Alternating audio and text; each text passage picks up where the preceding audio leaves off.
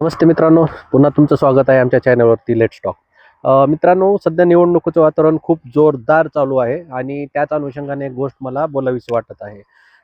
विरोधक हा का बरं महत्त्वाचा? कुठल्याही पक्षाचा असू द्या किंवा काही असू द्या, सरकार कुणाचं पण असू द्या, पण विरोधक राहणं का गरजेचं आहे त्याचं मी तुम्हाला आज मुद्दामून सांगणार आहे आणि त्याचं रिझन पण वेगळं आहे मित्रांनो.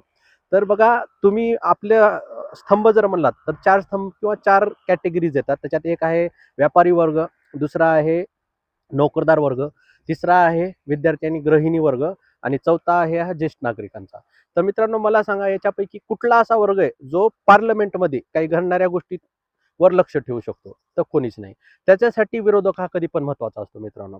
व्यापारी वर्गांचा जर बघितला, तो बिचारा सकाळी त्याचा बिझनेस करून, त्याच्या बिझनेसमध्ये वाहिलेल्या गोष्टी करून त्याला त्याचीच वेळ पुरत नाही, तर तो पार्लमेंटमध्ये काय घडायले कोण सांगणार? आणि हे महत्त्वाचं काय, तर काही प्रकारचे बिल पास होतात, काही प्रकारच्या योजना येतात. मग या योजना योग्य आहेत की नाही हे कोण पडताळणार? जर विरोधकच राहिले नाही तर ही गोष्ट करणार कोण? त्यामुळं मित्रांनो, विरोधक हा खूप महत्त्वाचा आहे. राहिला दुसरा वर्ग, नोकरदार वर्ग. नोकरदार वर्ग हा स्वतः 8 घंट्याची नोकरी करून त्याच्यासाठी 4 ते 6 घंटे ट्रॅव्हलिंगमध्ये घालतो. त्याच्यापाशी पण एवढा वेळ नाही की तो जाऊन पार्लमेंटमध्ये ही गोष्टी बघेल. तर तिथे पण लागतो आपल्याला विरोधक. आणि सध्या जर महाराष्ट्राचं राजकारण बघितलं, विरोधक हे उरलेच नाहीत, असं मी म्हणेल. का? कुठेही बघा कोणी पण येते. आता हल्लीचं जर बघितलं, 2-2 उपमुख्यमंत्री आहेत, 1 मंत्री आहे. येणाऱ्या काळात मे बी असं होईल 5 उपमुख्यमंत्री होतील आणि 1 मंत्री राहील. किंवा येणाऱ्या काळात असं बी होईल 2 वर्ष तू मंत्री राहा, 2 वर्ष मी राहतो, एखादा वर्ष हा राहील. का नाही होणार? जर यांची युती कधी पण घडू शकते. यांचं कधी पण एकत्र येण्याचं जर ह्यांचं असंच चालत राहिलं आणि हे आत्ता चालू झाले, हे पूर्वी असं कधी नव्हतं. अगोदरच्या काळात जर बघितलात, आता आमच्या एरियात जर म्हणलात माननीय विलासराव देशमुख साहेब. बघा, मी खूप लहान होतो. त्यांचा काळ मला जास्त पाहायला म्हणजे मी दुर्दैवी म्हणा, मला पाहायला भेटला नाही. पण त्या काळातचे 2 नाव मी सांगतो तुम्हाला. एक होते विलासराव देशमुख साहेब आणि दुसरे होते गोपीनाथराव मुंडे साहेब. हे 2 माणसं म्हणजे आजचं तर तुम्ही जर त्यांचं हे पाहिलात, आता तसं पाहायला गेले तर हे दोघं दोस्तच.